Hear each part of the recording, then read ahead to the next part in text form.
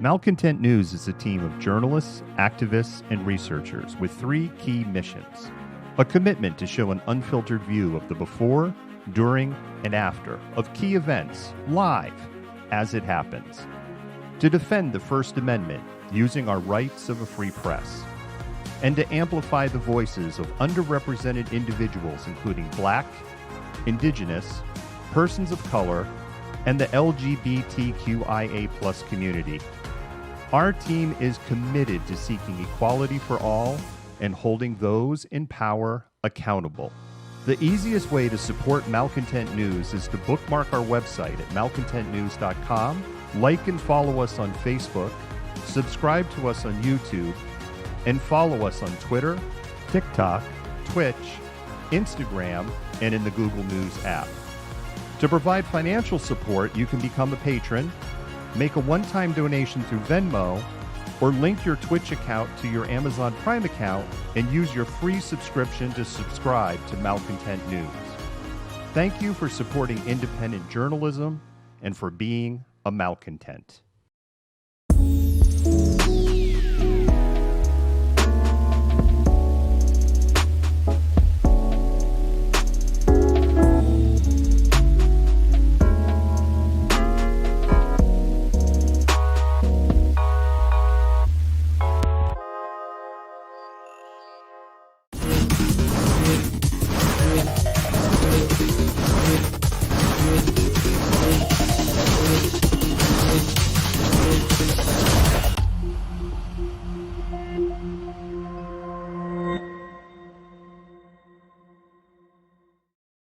Good evening, Malcontents. My name is David. I am the Malcontent, and let's start another edition of Malcontentment Happy Hour. Today is Thursday, May 6th, 2021. Where is this year going? Let me pull in my amazing co-host, Jennifer. Jennifer, how are you doing? You are looking amazing this evening. I was going to use dapper, but then I'm like, dapper's just weird. That's why I paused. I feel like my dress is missing something, but I just can't quite put my finger on it.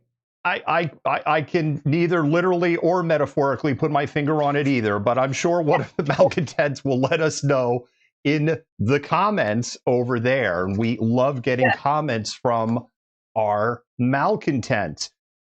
Jennifer, there's an amazing story coming out of Kennewick, Washington tonight about Sophia Juarez. Yeah, amazing, incredible, like moving story. Fantastic. Yeah, if this pans out to be what people think it is, it really is going to be an amazing story. I wouldn't blame anybody who has forgotten about Sophia Juarez outside of those close to her in Kennewick. Sophia Juarez disappeared 18 years ago without a trace at just 3 years old in Washington State. A video appeared on TikTok of a woman in Mexico who was telling her story that she was abducted as a small child. She has no idea where she came from. She's 22 years old. And she looks basically identical to an aged, progressed photo of Sophia Juarez. Kennewick police are saying tonight they have highly credible witnesses coming forward, and there is a fair amount of evidence that this 22-year-old woman in Mexico going, I want to find my family, what happened to me, might very well be Sophia Juarez. Yeah, that's an incredible story, and I really hope this pans out for her and her family. Like that would be just an incredible thing to happen, like anytime, but especially during, this period in 2020, 2021, where things have been so extremely difficult and negative for so long. What an incredible reunion that would be. And all for TikTok.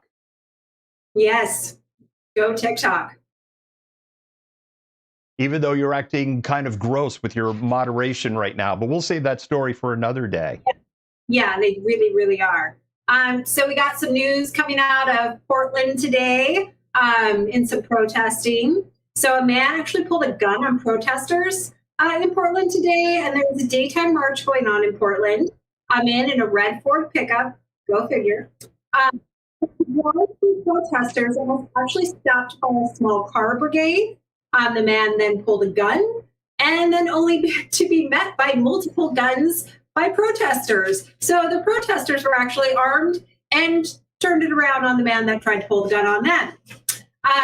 We tried to tell you before, the left is not unarmed. We are not anti-gun. We do not want to take your guns. The man initially got back in his truck and was given space to drive through the small group. He then stopped abruptly, however, got out, gun drawn. A person tried to knock the gun from his hand. He got into a shooting stance, was tackled from behind and disarmed. Video is actually on our Twitter channel, and no word yet on any arrests. As much as we're sitting here kind of smiling when we say this, it really is a truly terrifying video. And we just had an incident here in Seattle where somebody drove through protesters. One person ended up on a hood on May Day, very late in the evening. This individual very clearly was trying to drive through protesters. And when faced with cars preventing him from doing it, his reaction was to get out of his truck, Ford pickup truck, and start pointing a gun at people. And surprise, surprise, there were multiple people within that march that were also armed. Portland's always been weird, but Portland's getting really weird. They've already had fatalities down there. And look, I'm not picking sides in this at all. I'm just, the left's armed. And if you tell yourself, oh, the left doesn't arm it, you are really lying to yourself. No word on the outcome. And Jennifer, I did do like a Twitter search, and I did a news search when you brought this one to my attention, and I can't find anything. So I'm going to assume there's no arrests, no actions, no nothing, and everybody parted better educated. I won't say they parted as friends. Yeah. Jennifer, Landon Copeland's having a really bad day. We haven't done an insurrection update in a long time. The Department of Justice has arrested almost 500 people. Landon Copeland is facing some of the most serious charges from January 6th. He's very upset because he's holding his white privilege card up in court going, I don't understand why this card is expired and doesn't work anymore. He was so disruptive in court that the judge said, turn off his microphone. And it wasn't just for his case, he was interfering with other cases before him. Then they had to pull him out of the courtroom and set up a special Zoom meeting breakout room just for him. And they had to delay his hearing for an hour. And the most comical thing that he had to say to the judge, I used to be a free man. Dude, it's called consequences for actions. So they put him in a Zoom breakout room, which is basically the equivalent of detention, like remote detention, because he couldn't shut up. And I totally feel this judge's pain, because this is what it's like when you're in a classroom full of white men that think they know more than you, and you can't get them to shut up because all they want to do is suck up the oxygen in the room. So I feel this man's pain, and I appreciate that they stuck him in the Zoom breakout room, because that is like the ultimate torture in Zoom. I used to be a free man. Yes, that was before you tried to overthrow the government. Not anymore, buddy. Oh, boy. Are we ready for the land acknowledgement and to get to the real show started? Yes.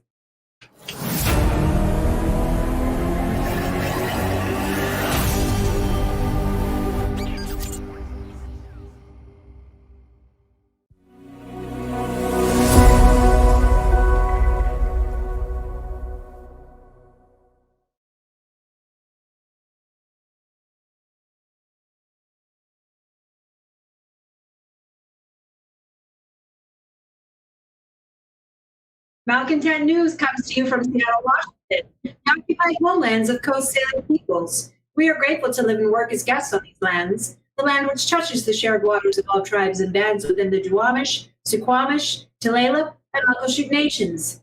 This land acknowledgement is but one small gesture in the ongoing process of working toward repairing and sustaining relations with Coast Salish lands, waters, peoples, and their other than human kin. Jennifer, I'm starting to think like secret government agencies have it out for our land acknowledgement. No, like what is going on? It's every night now for like 2 weeks, land acknowledgement. And you freeze up and your mic freezes up. Just like auto record it in advance and just play it. Yeah, we could potentially do that. Yeah. Of course, actually, I would say no. We'll take that offline. But I would say in a few weeks, these problems aren't gonna matter anymore. So this is the part of the show where we like to tell you, spam those hearts. Please spam those hearts. Mess with the Facebook algorithm and the Twitter algorithm. You can go ahead and lie to the world and make them think that there's really good content over here. If you're not feeling very spammy, you can go ahead and hit the like, and you can do that. If you're working with us on Twitch tonight, you can always use Yoda emotes. If you're a Twitch subscriber, you get to use all of our amazing emotes up there, including Yoda the Wonder Pug. And if you're on YouTube, yeah, we love you too over there. Honest, you could just type something like love you mods or put a big long line of hearts or love you reporters or Jennifer or David. Just please, not in a creepy way, all right? And with that, we're going to go ahead into story number 1. Yes.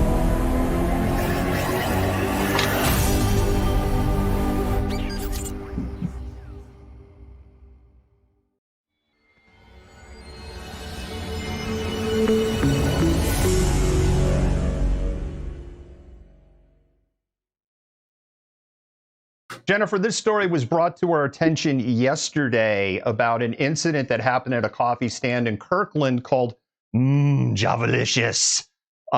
They opened in 2020. It's a Black-owned, woman-owned business. They have thrived during a time where 40% of Black-owned businesses have failed in 2020. There was an incident said on Wednesday that has the owners asking why. Taryn Kaysen's wife was working the stand. Taryn was taking care of the newborn son. He was born in January. Congratulations. It's their 4th child. A white man drove up, ordered a drink. Everything seemed normal. As he went to give her his credit card, he went and said, "Hey, is that your sign?" They have a lot of signs, and she actually wasn't even sure what sign they were talking about, but was able to figure out that the sign he was talking about was a handmade Black Lives Matter sign, a sign that was handmade by Taryn's cousin. And when she said yes, this is what the man had to say, and I quote, "I think you need to find out who Antonio Jr. is. Go look him up and fuck off." What's the F-bomb? This is written. This is written. He grabbed the coffee and he drove off.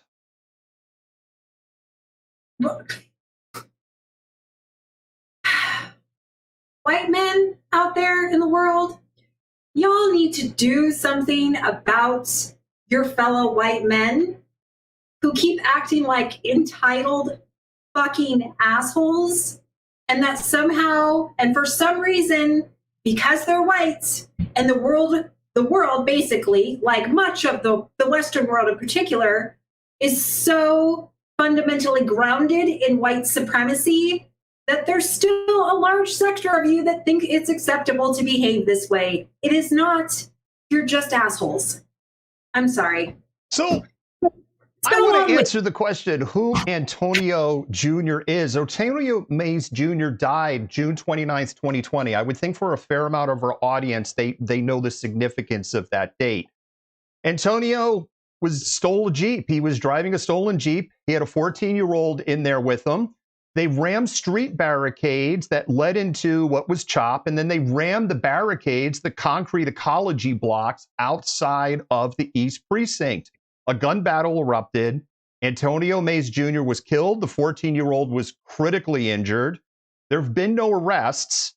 There's been no connection of the murder to Black Lives Matter, CHOP, or anything else in that for that matter. And this raises up, Jennifer, the real issue, which is this trope of the idea of black on black crime. This is a common thing that you see among white America. And I say this as a white person. According to the FBI, white on white crime is basically just as bad as black on black crime. The difference is like that much difference.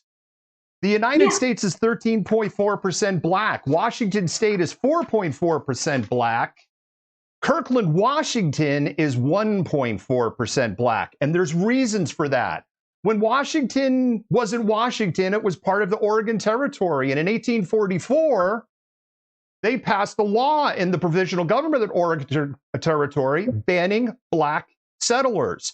We had segregation and zoning laws in the 1920s, mostly set up because of Chinese. The International District and the Central District are born out of those. We like to think romantically, like if we go to New York City or we go to the north end of Boston where the Italians are, or the Italian section of Manhattan, and how wonderful these are. These weren't set up for wonderful reasons. Italians were seen as lousy, rotten minorities who will never integrate with the United States when they first got here, and they were forced into these districts. We've erased that history, and it continues today with black. Segregation, Juanita Firs and Kirkland Heights were white-only neighborhoods here in Kirkland. Every mayoral candidate, Jennifer, we've talked to has said about the historical legacy of Seattle's zoning laws and the impact that that's having on us. But you know what, Jennifer? White male crime, violent crime offenders do have one difference to their black counterpart. And you know what that is? Advantage. They go after, according to that same FBI report, a lot more women victims than black on black crime. Yeah, they also have, socioeconomic and, all kinds of advantages we often call white privilege. I would get into the longer history of it, but you did a pretty good job covering the history of it, so I'm just gonna let it go. Huh. Well, I don't nearly have the time to unpack this. This incident at Javalicious isn't unique. We reported, Jennifer, back in March that Black Coffee Northwest had to close down for 2 days to add security cameras and harden their drive-through window with better protection for their baristas because they were experiencing the same kind of things and worse.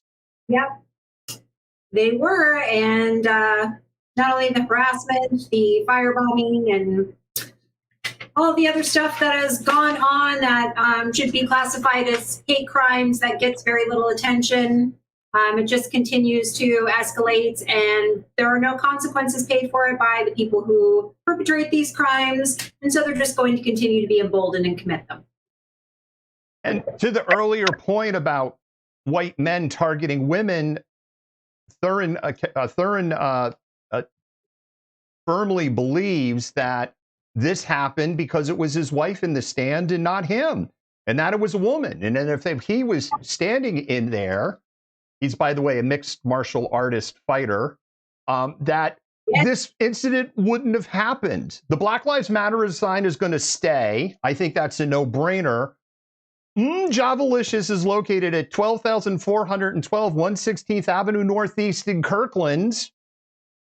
They've got security cameras, but nothing angled to catch license plates. No word if they've gone to the Kirkland police, and I would presume over a cup of coffee. I don't think the police would do anything in the first place. Probably not. Go buy a cup of coffee, Kirkland, or 2, or 4. Yes. Or 6, or 8, or 10, and support people that, need it and who are being targeted specifically because of their race. So. And don't do it for performative reasons. Think of this as very, very easy reparations. Yeah. Yeah, absolutely.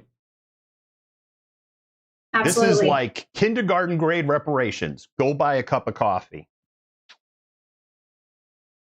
All right, Jennifer, we're going to go thank our patrons, and we're going to go to the next spot.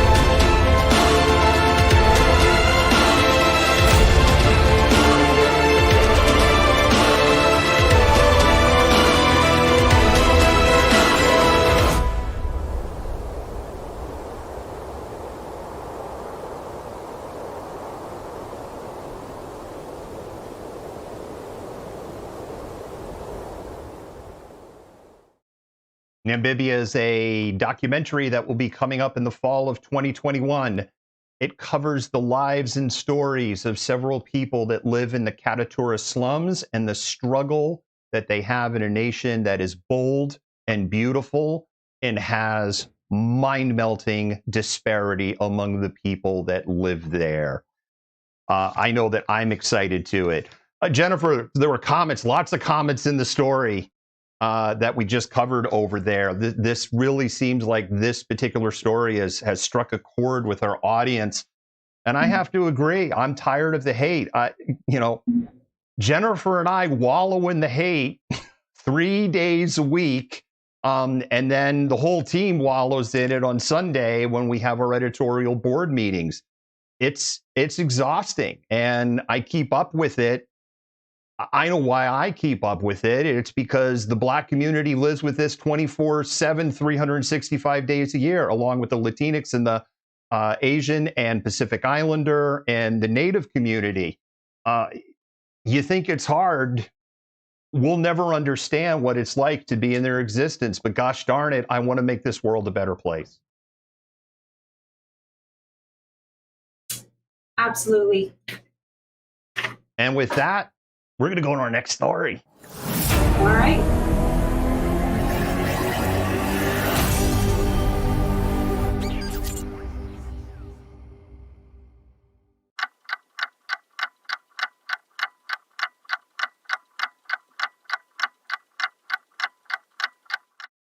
It's Malcontented Minutes. We haven't done like a real Malcontented Minutes in 2 weeks. We did one that was just all police misconduct because there was so much police misconduct last week on the subject of like emotionally draining shows and news to report on. This is the part of the show where you get to choose the news. If you're not familiar with Malcontented Minutes, or we haven't done it in so long that you've forgotten what it is, Jennifer and I have 20 minutes, 10 stories, 2 minutes a story, 1 minute to tell the story, 1 minute to unpack the story. I bring 5, Jennifer brings 5. There's a poll, mods and admins. If you could drop the link to malcontentment.com whack poll over in the comments section, this is the time to go ahead and do that. Now, I would suggest not going and voting quite yet because you haven't heard what the 10 stories are, but you get to pick the story that Jennifer and I will unpack at the end of the show and talk more about. Now, if we just we have several video clips today, and if there's a video clip and you just want to see that video clip again, you absolutely could vote for that, and we'll go, cool, we're playing this video clip again because that's what you decided. Also, spam those hearts. This is a good time to remind everybody to spam those hearts. Let those mods and admins know that you appreciate all the hard work that they do. If you're not feeling very spammy, you can go ahead and do a bunch of likes. Mess with those Facebook and Twitter algorithms with the hearts. If you're watching us on Twitch, you can use emotes, including Yoda the Wonder Pug, if you are a subscriber to our channel. If you're over at YouTube, we love you over there too. Just YouTube doesn't give you a whole lot of options, but you can go in there and say, love you, Mal, love you, Jen, love you, mods, admins, editors, and let them know that they appreciate everything that they do. Jennifer, you got your running shoes on? Are you ready to get started? I got my docs on, so that'll have to do. All right. And with that, here we go. The clock is running. All right. So I'm super excited about this because my dissertation is actually on American Indian economic development. So the San Manuel Band of Mission Indians of California has agreed to buy the Palms Casino Resort in Las Vegas from Red Rock Resorts, Inc. for $650 million. The biggest purchase by a it says Native Indian tribe in my notes, but it's actually a Native American nation in the U.S. gambling capital of Las Vegas. And this is extremely significant for a number of reasons. During the gold rush, in particular, that era, Native peoples were nearly extinguished from California.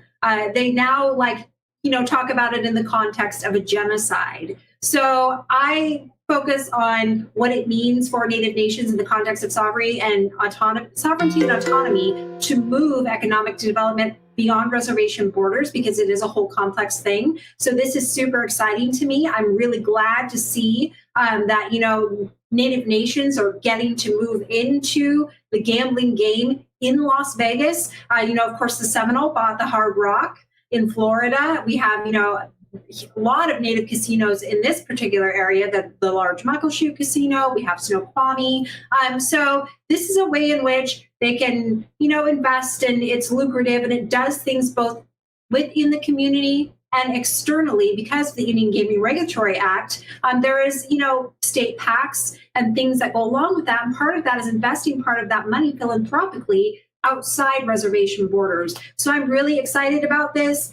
This is great news, and I wish them nothing but the best with this. And I think they will do very, very well. And they're job creators, because this is going to create and extend jobs on the Las Vegas Strip that ultimately are run by Native Americans. It's a great story, Jennifer. Thank you for bringing that to us. And with that, I am going to go to story number 2. A white truck driver is accused of trying to kill a black man with his truck in Vermont. I guess that headline is a little redundant. A Vermont man has been charged with attempted murder after police say he drove his truck into a black victim's lawn while shouting racial slurs. Anthony Mason, who is white, is accused of driving through a man's yard as the victim sat on his porch with a dog Wednesday morning. As Mason crashed the truck into the porch, the 27-year-old suspect kept yelling racial epithets and threatening to kill the resident, according to the Vermont State Police. Authorities said the attack in the town of Richford was a hate crime, meaning he could get additional prison time if convicted. The victim, who is also 27, apparently knows his attacker, but it's not clear why. The suspect has been charged with attempted second-degree murder, gross negligent operation of a motor vehicle, and unlawful mischief for the destruction of a motorcycle or scooter. All of those carry a hate crime enhancement. Jennifer, here's the gross part. Bail has been set at $10,000, which means $1,000 bond, and he's back on the street. Yes. That's pretty gross that, for the mere price of $1,000, you can commit a hate crime and still get to go home and eat dinner with your family or your friends or whatever that night. So I guess that is demonstrative of the value of the lives of Black people and people of color in the United States, that you can be a white man and perpetrate that kind of hateful act and still potentially be out by dinner time. I could start the clock again, and you could do story 3. All right.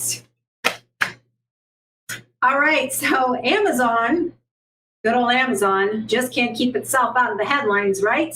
Has decided it will not remove a book that advocates say endangers transgender youth. So the book is still being sold, despite advocates saying it perpetuates the idea that being transgender is harmful to youth and something that can be cured. The book is titled Irreversible Damage, The Transgender Craze Seducing Our Daughters by journalist Abigail Schreier.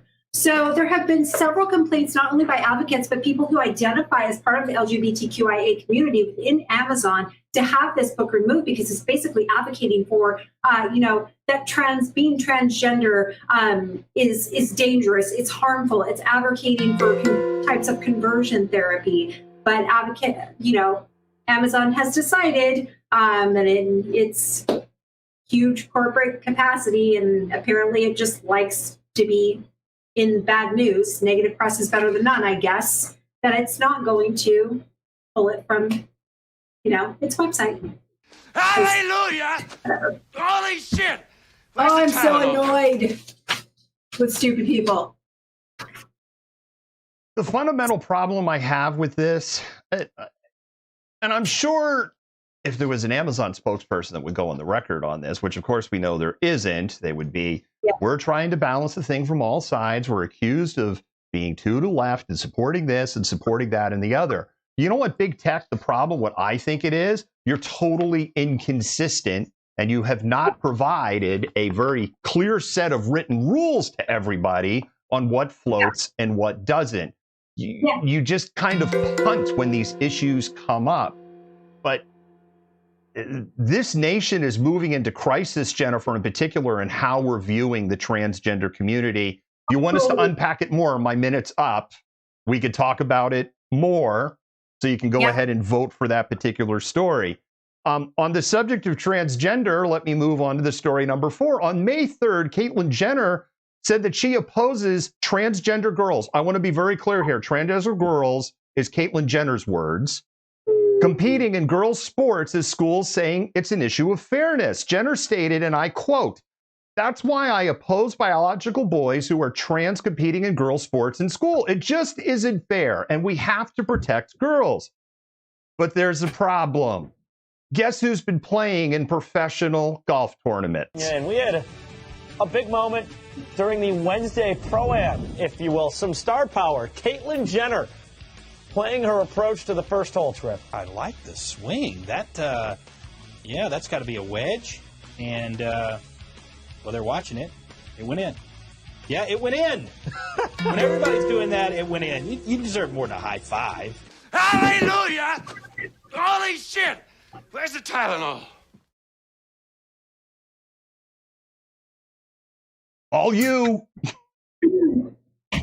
Man, that hypocrisy is just gotta like, if hypocrisy like punched you in the face or was painful, she'd have a black eye or a really bad headache. Like I don't even know what to say here, David. So I feel like I was taught that if you don't have anything nice to say, you shouldn't say anything at all. But normally that's not me. I'm going to refrain from saying anything other than, if you look at least in college sports where transgender athletes compete, there are regulations to ensure fairness. So I feel like this is just kind of pandering to, it's a lot like electing Jenny Durkin to mayor. People felt good about it because she was part of the LGBTQIA community, but she was still just the same old, same old.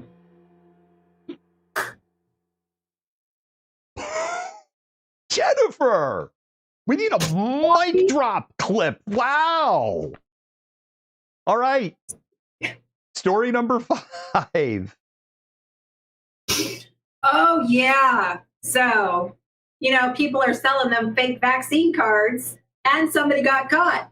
So California, according to CNN, a California bar owner charged with multiple felonies for allegedly selling fake COVID-19 vaccination cards. Why risk a felony when you can just go get a damn shot? So this bar owner allegedly sold COVID-19 vaccine cards from his business. He was arrested at his bar, the Old Corner Saloon in Clements, California. And basically the complaint, as part of their investigation, it's not clear how many cards were sold, but agents found 2 completed cards and 30 blank ones with a laminating device. And so this is the first case that they found in the bar in California. But people, rather than going out and getting the vaccines, are risking jail time in order to get COVID cards and, potentially endanger the lives of everyone else because they just don't want to go get poked in the arm once or twice. Jennifer, I just want to know, in the Melinda and Bill Gates divorce, who gets control of the drone army? Man, that's a really good question. I wonder if they had a prenup regarding that. Like they have a clause. The part in all of this that just, as somebody who is in tech, like the chip, let's say, like they put in dogs, right? They're like the size of a grain of rice. There is no getting anything that is like solid through that tiny little needle that they put in you. I just go get the vaccination. Why is this so hard? You did it today. You can do it too. All right. I'm on one today, man. I'm sorry. I love it. All right, okay. This is where we're going to go ahead and remind you. First of all, spam those hearts. Let people know that the mods and admins are doing amazing. You all are chatty in the comments, and I'm loving it. If you see my eyes go here, that's because I'm reading the comments. So, and y'all are just going on the comments, and I love it. Mods and admins, go ahead and drop that link to the poll once again. You can go ahead and drop that link in there. This is where you get to choose the news. You get to pick the story that we unpack. Now, We're only halfway through. We've got 5 more stories to go. We're at that halfway point, but we always like to go ahead and drop that link a second time, and then we'll drop it at a third time when we get to that. And with that, I'm going to start the clock again, and we're going to go to story number 6. A naked Arkansas woman steals a gun-laden work truck. An Arkansas woman in a stolen truck led police on a wild chase. When they finally stopped her, she took off her clothes before getting out of the vehicle. Dashcam video released on May 5 shows Arkansas State Police arresting 48-year-old Deidre Lewis on March 25 after the truck she reported was stolen. The work truck, the owner reported it had multiple loaded guns inside because, of course, it did. Arkansas. They chased her for 10 miles before having to use spike strips to force her to pull over. And, well, we have video. Where's that, Frank? All right, we're pulling over on the shoulder just for Franklin County. Get on the felony place, Alan, Joe Get on the ground! Get on the ground! Get on the ground!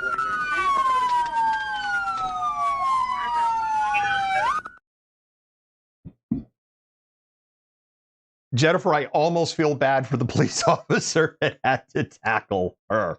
Almost feel bad. Almost. You get 60 seconds. Okay, first, like, why would you? I mean, I could see maybe. Okay, I could see maybe drive. I don't even know what to do with this. I could see maybe driving naked, but to like take your clothes off as you're exiting the vehicle, like, what's the end game there? Did you think maybe that would prevent your arrest? Maybe they would find your naked body so appealing that they wouldn't be able to arrest you because they'd be blinded by your beauty. Like, what's going on in here? Sorry. Jennifer, if she was black, they would still say we think they were armed. Probably. Her white privilege card worked that day. Huh. Well, I don't really have the time to unpack this. People. All right. Jennifer, you've got story number 7. You have to follow Naked Woman. This is a good one, though. It's just this polar bear. She lost her mother. She was orphaned and she was adopted by some people who cared and fed her at a like an Arctic station. And then they reported to Russia that they had this bear, and now she's going to a new home in a zoo, but she is loving and sweet and friendly. We have video. Главное еще, да? Вообще ты, а? Тебя в цирк надо отдавать.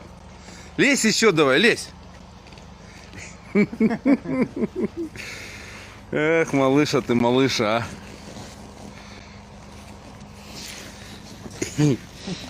Иди сюда, селфи.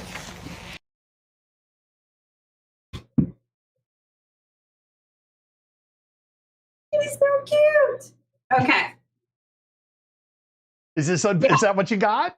Yes, that's what I got. She's adorable. She's going to a zoo now because they were concerned about her, potentially like not being able to survive on her own because, of course, she was orphaned and then she was fed and pretty much domesticated. She loved hugs. Yeah. And so now she is going somewhere where she will be under permanent care, but be able to roam a little bit more free. So I'm going to toss out, first of all, useless neurodivergent information. That video illustrates actually something very fascinating. Polar bear fur is actually not white. It is essentially clear tubes. The fur is colorless. It looks white because it is essentially bedazzled by the light hitting it. And polar bear skin is jet black. And that video actually shows that to help polar bears absorb the sun. So there's your useless neurodivergent fact of the night. Here's the second thing. Don't try this at home, boys and girls. These are rugged Russian men that have done this. If you go up to Alaska and go, oh, look at the cute little polar bear, I'm going to give it a hug, things will probably go really bad. I have to move on. If you want us to unpack that story, you can vote for us to unpack it. All right, story number 8. This is a real simple one. Here's 45 seconds of a bear with her 4 cubs relaxing poolside in California.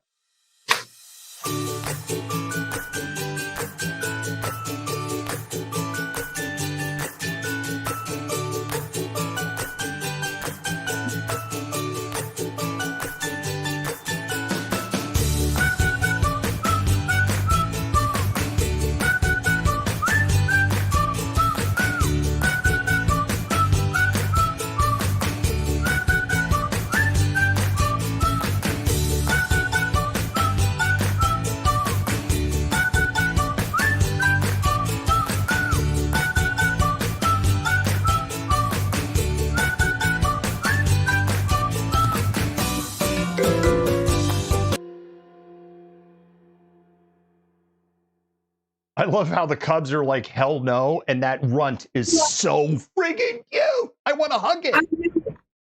I wanted to hug them all. That was all I was thinking about the entire time. I would die because the mother bear would like kill me, and I'm not a very big human. So there's no way I could fight my way out of this. But I would die to hug one of those baby cubs. Like, just squeeze the crap out of it for like 30 seconds until one foul like swat did me in.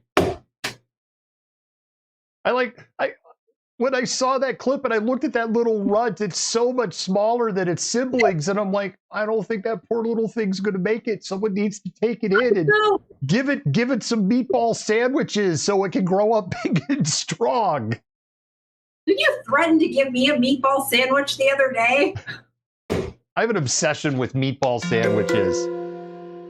All right, Jennifer, story number 9. Oh, this one's making me sad. So we talked a little bit a couple weeks ago about, the efforts in Montana by Gian Ford and other Republicans to actually quash native efforts to restore bison herds in certain areas. So this is actually in the Grand Canyon. A chance to shoot a bison draws 45,000 applicants. What's interesting, it's going to be grueling work, arduous at 8,000 feet or higher at the Grand Canyon's North Rim. What's interesting is there's only, I believe, 25 slots. So there's 45,000 people vying for 12 spots to help thin a herd of bison at Grand Canyon National Park. So what they can do is they can't, it's got to be, sharp shooting. It's not hunting. These have to be skilled shooters. And so they go in and they're allowed to, because the animals are supposedly potentially endangering habitats and some archaeological stuff, they can go in and have, the opportunity to kill one of these bison. And so some of the comments in the articles were just like, oh yeah, this is a really exciting adventure. And, this is great. And I was like, this is just sums up America so perfectly, that men are so excited to go out and have the opportunity to kill an animal that's larger than them because it somehow feeds into their own ideas about masculinity. So I'm a little grossed out. Jennifer, here's my view on it. They shouldn't be doing this lottery. They should be going to the Native American First Nations that are in Utah and Arizona and giving them the opportunity to go and thin the herd and do it in a way that supports their native rituals. That is my view on it. And I think that this is a big dropping of the ball on the federal government's part. The other thing they could potentially do, relocate the animals to other places. Like, wasn't it, Montana? They want to do reintroduction. I don't want a rat hole, right? If people want us to unpack this one, they get the chance to vote. And so here we go. We're moving to the last story. All right. U.S. Customs and Border Protection struck a deal with a Swedish company called MSAB for hardware that can backdoor access your car's data through your smartphone. That includes all of the data that is in your car's infotainment system and in your BCM and ECM. Connected cars have been available for over a decade. Data that can be extracted through this system includes recent destinations, favored locations, call logs, contact lists, SMS text messages, emails, pictures, videos, social media feeds, and the navigation history of everywhere the vehicle has been, not just programmed into the navigation system. MSAB even touts the ability to retrieve deleted and scrubbed data and define future plans and identify known associates and establish communication and travel patterns. And they get to do it all without a warrant. Reminder, if you live in Washington State, and you live in what's called the exclusion zone, which we do, the Fourth Amendment barely applies to you. Worst of all, MSAB is now selling the technology to other law enforcement agencies for the bargain basement price of $456,000, roughly the salary of 3 Seattle police officers. Jennifer, you get 40 seconds. I just got one thing to say. Some of y'all are out there worried about getting microchipped by a vaccine when they're out there doing shit like this. I can't. I bought me a new Ford F-20 2021 Ford F-150 pickup truck. It's got the navigation system in it. I have no word. Like nothing left to come out. Government's not going to follow me. No, you're going to microchip me. Here, let me All check right, in. this is the part of the show. This is where you go vote now. You go, mods and admins. I see you've been dropping that link like crazy. Let's drop it one more time because we're going to close the polls out in about 5 or 6 minutes. You get to vote for the story that Jennifer and I will unpack and talk a little bit more after our last segment. And for that, we're going to do a little pause for the cause, and everybody knows which one this is. Black Coffee is a hub for communities and a hub for meeting people, making friends, and understanding. What Black Coffee is to me is a place to actually call home, a place where Black youth will feel welcomed, where Black families will come and feel like they're at home. What we're trying to build is more than just coffee. Community is something that we do naturally. We know who's in the community, we know what the deficits are, and we're trying to fix that. We want to bring people together. My hope is that the phrase grounded in excellence shows up everywhere and that it becomes a movement. I'm looking forward to hanging out at Black Coffee with my friends and feeling safe. Black Coffee to me means opportunity for people like me and my other friends and family to come here and do homework safely and hang out and stuff like that. That is happening. It is happening. Black Coffee Northwest is located in Shoreline, Washington. You get off at exit 176, which is the 175th exit. They are located just past 170th on the west side of Highway 99. They have amazing coffee, amazing merch, and they have Malcontent News approved potato scones. It is like a scone and a baked potato with cheese and onion had a baby. It is absolutely amazing. And Jennifer, I'm also going to call out my favorite drink from there, the Mexican mocha, because they know how to make it right. It's got a little oomph, a little spice in there, a little boom, and I really like that. Yeah, back when I used to allow myself to have sugary stuff, I used to love like a good Mexican mocha or Mexican chocolate with a little like spicy kick to it. Good stuff. All right, one more time. Go ahead and spam those hearts. Spam those hearts. Let those mods and admins know that they love them. I'm going to look down at the screen over here. I'm going to see if there's any hearts flying. You can go ahead and mess with that algorithm just one more time over on Facebook and Twitch. You go ahead and lie to the world, make them think there's actually good content over here. The other thing you can do if you're over on Twitch, you can go ahead and use emotes, including the Yoda emote. We miss you, Yoda. I miss you, Fuzzy Buddy, so much. But you can go ahead and use the Yoda emote. We'll go ahead and see it. If you're on YouTube, we love you over there too. I know a lot of people who watch us on YouTube watch us on their televisions, which blows my mind, Jennifer, that like I'm on somebody's house right now on a 70-inch screen. That Oh God, I'm sorry. I'm sorry. Sorry. Sorry. Let me stand further back from the camera. Yeah. All right. Let's go ahead into the last section.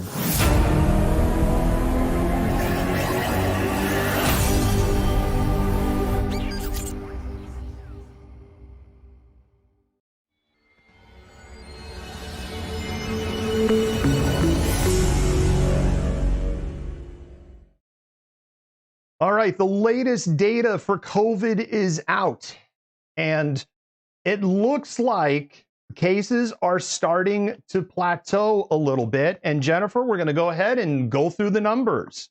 So let's look at King County. King County, 249.8 cases per 100,000. That's essentially flat. It went down a tiny bit. It's essentially flat. 5.4% positivity rate, same thing. Went down a tiny bit, essentially flat.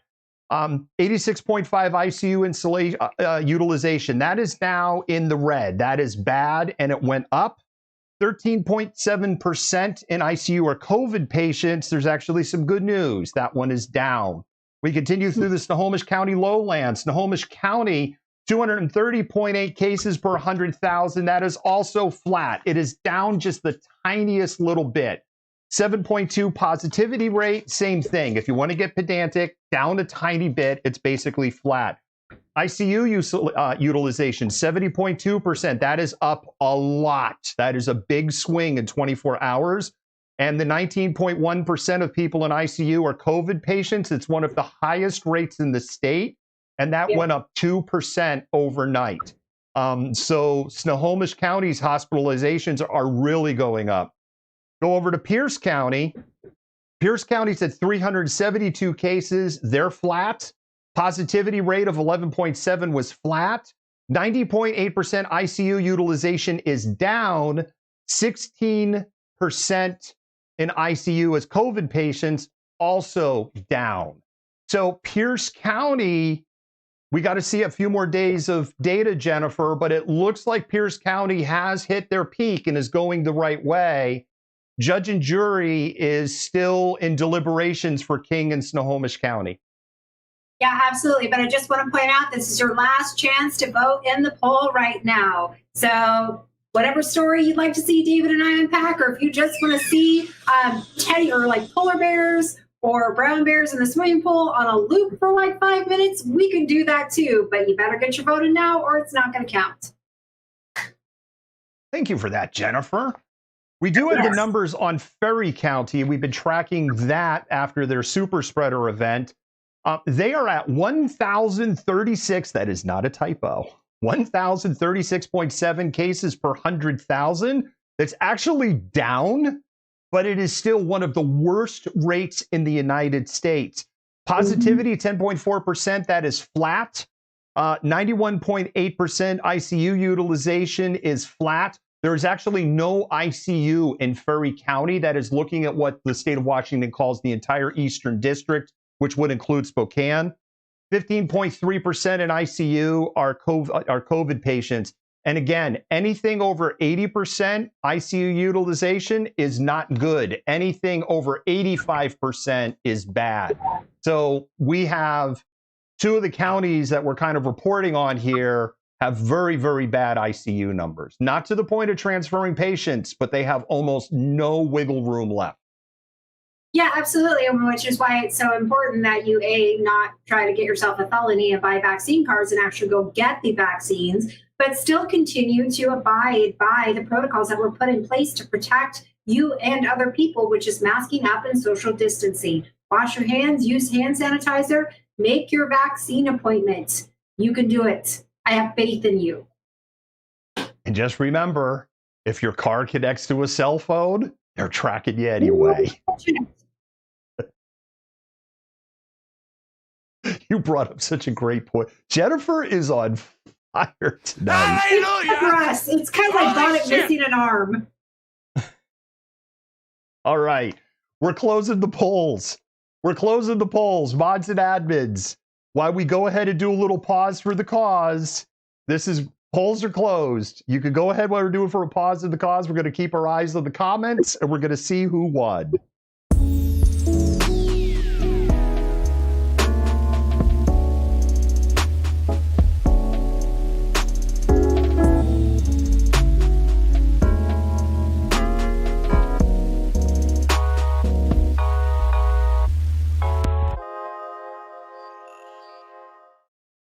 Hi, Malcontents. I'm David, the Malcontent, and I'd like to talk to you for a moment about supporting independent media. When you support us, you help us bring the before, during, and after. You help us defend the First Amendment.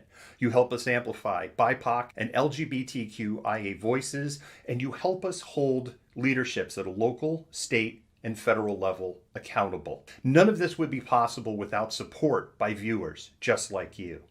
When you become a patron for as little as $5 a month, you help buy technology, safety equipment, and help cover travel expenses so that we can continue to bring you news that you trust. If you can't become a patron, you can do a one-time donation on Venmo, and your dollars will go to the exact same causes. With your continued support, we can continue to amplify BIPOC and LGBTQIA voices while showing the truth on what is happening in the world around us. Once again, thank you. One of the things that we were able to do for our maximum malcontents is we were able to provide them all tickets in cooperation with the Seattle Gay News and in cooperation with translations and the organization $3 Cinema that is putting this together. We were able to provide all of our maximum malcontents with a ticket for that. We've also notified almost all of the winners. There's one more. I know we are late, but we'll be able to notify you. That'll happen right after the show. Not going to say who it is. If you're like, did I get an email? You should go check your emails because the information to go, and it runs from the 6th through the 9th. Jennifer, I haven't seen what story won. What? Where's our winner? Please let it be Bears. Let it be Bears. I'm voting for the Bears, but I don't get a vote, so. I know we don't get a vote, and they always pick like the most soul-crushing story of the night. Yeah, I know. I know. Mods admins, who won? We gave you 2 minutes. I was even like stalling for the answer. Oh, okay. Yeah, they picked one of the soul-crushing stories, Jennifer. U.S. government accessing car tech. At least it's not as soul-crushing as the racial incident in Vermont. Yes, absolutely. Absolutely. All right, let's talk about, because Jennifer, you've got strong opinions on this. Hallelujah! Holy shit! Where's the Tylenol? I think what a lot of people have to understand out of the gate is if you live anywhere within 150 miles of the U.S. border, land or water, so basically the entire state of Washington is in this exclusionary zone. The federal government, particularly border security, so that's ICE and that's BPC, they have essentially extrajudicial powers. Also the TSA, if you're going through an airport, and they can essentially do warrantless searches. There is not a whole lot to protect the citizens of Washington state beyond our faith that our police forces will use this in a fair and equitable way. And we've already seen by the protests that happened in 2020 how technology that was not supposed to be used to monitor protesters was, and like nobody gave a shit basically. Yeah. And that same information, you know, and look, it cuts both ways. If you're a Chud, cannibalistic, humanoid, underground dwellers. Because they use that same technology in Washington, D.C. after 1/6 to help track down some of the people, too. So if you're sitting there going, well, those Black Lives Matter protesters deserved it, and you were cheering on the insurrection on 1/6, you need to go look in a mirror. Jennifer, I'm going to hand it over to you. I'm off my soapbox. Yeah, no, I was looking at some of the comments on a post we had put up earlier on the Malcontent News. It wasn't the website, it was on Facebook. And some man posted, Black Lives Matter is a terrorist organization. Whatever. I call bullshit. You know what else is considered to be like terrorists? Domestic terrorists, white supremacist groups. So you know what they do to those kinds of groups? They monitor them with stuff like this. It's kind of like microchipping them a little bit, but like they monitor their interactions, what they're doing, all of their stuff. So I don't see how this is just kind of another government piece of government technology designed to monitor citizens, which tends to not be this is not going to be something that is exclusive to one particular group. This is going to encompass anybody within this particular area, regardless of your political ideology, regardless of gender, race, all of these things. So these people who are so concerned about being microchipped or having the government invade their privacy or whatever it is they're concerned about this week, Donald Trump becoming president again, whatever QAnon rabbit hole they've dug themselves down or fallen down, whatever, this could fundamentally impact you too. So you might as well just get the vaccine, stop being assholes, realize that, there's nothing superior about you. And guess what? You're going to get monitored the same way everybody else does, because this kind of technology is meant and designed to allow the government to see what you've been doing, like in your personal capacity. That's all I have to say this evening. Dora, I saw your question. According to The Intercept, which is one of the resources that we've pulled from this story, the answer is yes. This falls under the Patriot Act, which was passed 6 weeks after 9/11 by almost a unanimous vote. Nobody even read the documentation, and only about 10% of America, including me, I will say I was in that 10% going, wait a minute, time out. Let's slow this train down, because I was taught as a real little kid that we just don't throw away our freedoms over shit like this. And we basically threw away our freedoms over shit like this. Yeah. So here we are. I don't even know what to say about this anymore. There was a high profile case, but this is maybe 10 or 12 years ago. It might even be older than that. The federal government was able to tap into the OnStar microphone of a mob boss's vehicle, even though OnStar wasn't activated, even though they had done things to disable OnStar in that vehicle, and listen to their conversations. And they used that monitoring within the vehicle to actually try to build a case and convict them. It turned out that it was done with not exactly an above board warrant. And I believe at the end of the day, that was tossed out. But Jennifer, that technology was 10, 12, 15 years ago. Yeah, I mean, 10, 12, 15 years ago, and look at the, again, look at the technology we have access to now. So it's just interesting. I don't know, like, I had something in my head I was going to say, and then I got sidetracked by something else that was going on in my head because it's Thursday and I'm tired. The government, has multiple ways in which to monitor you. Technology, they were able to tap into OnStar. If that tells you what they could do a decade ago, what do you think they're capable of now? I see some people saying that there's some glitches in the broadcast. I have a monitoring screen down here, and so this is on a totally different view and feed than anything on that side of the wall. So I'm seeing what you're seeing when I look down here, and we're not seeing it. So maybe on the replay it will be better. I don't know what channel that you're particularly on. Channel I'm monitoring down here is on Facebook. Jennifer, wonderful show. Thank you for unpacking that. Happy Mother's Day in advance. Oh, well, thank you very much. Happy Mother's Day to all of the moms out there, and your lovely wife as well. Absolutely. Thank you so much for that. And I always like to say, as somebody who was a single dad for a period of time, for the single dads in the world, happy honorary Mother's Day to you. Just as I would say on Father's Day to the single moms, happy honorary Father's Day to you. It's a very, very tough job when you have to do the job by yourself. Speaking from limited, but some experience in that time. That's a story for another time. Jennifer, have a great weekend. We will do it all again on Monday. Please don't forget to go over to Jabalicious over at 116th and 124th. They're in the same parking lot as the 76 gas station. It is one of the easiest ways for you to pay, essentially, reparations and to stand up against hate. Yes, absolutely.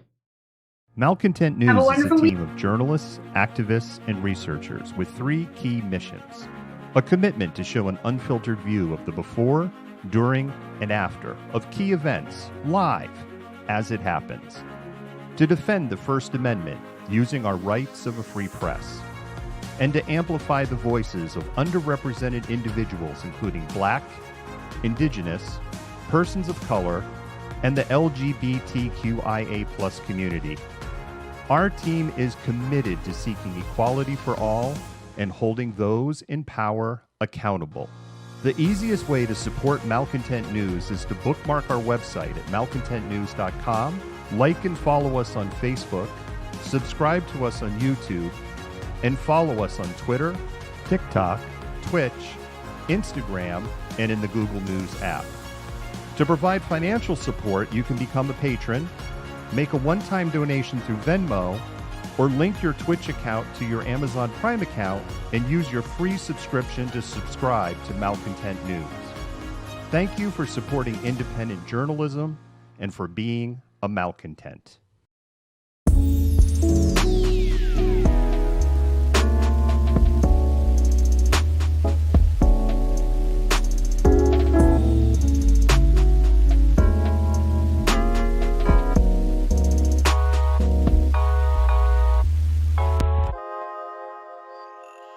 You fit the profile. You're the malcontent. Nobody wants to hear the nonsensical ravings of a loudmouth malcontent. Fuck you! You are the biggest hypocrite on the face of the planet. I say that you're a terrible reporter.